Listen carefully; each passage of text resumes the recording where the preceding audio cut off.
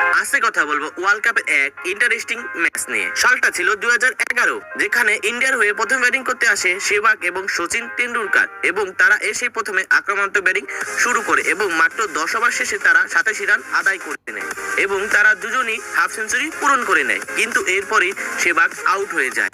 কিন্তু এরপরে গৌতম গম্ভীর নেমেও আক্রমণাত্মক ব্যাটিং শুরু করে এবং অপর প্রান্তে সচিন টেন্ডুলকার মাত্র 92 বলে তার সেঞ্চুরিটা পূরণ করে নেয়। কিন্তু সেঞ্চুরি করার পর সচিন টেন্ডুলকার বেশিক্ষণ টিকতে পারেনি।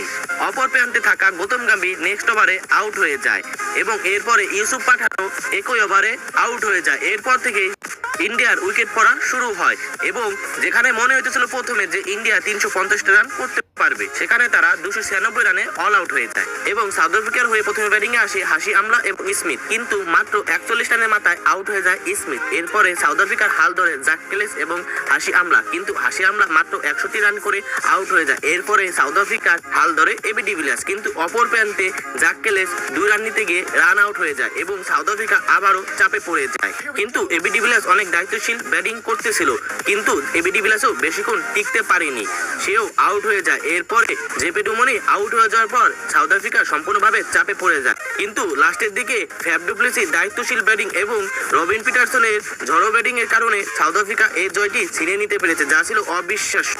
আর এটাই ছিল ওয়ার্ল্ড কাপ ইতিহাসের একটি ইন্টারেস্টিং ম্যাচ।